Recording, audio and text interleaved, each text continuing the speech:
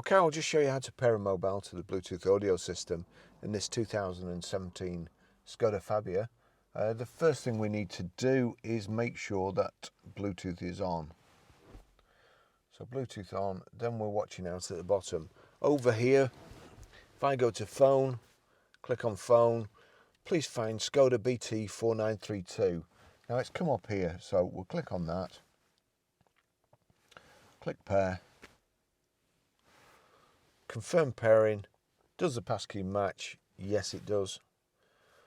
Pairing with Barry's iPhone successful. Allow contacts and favourites to sync? Yes. That's it. It really is so simple. It's my watch has just beeped there as well to say that that's all paired up.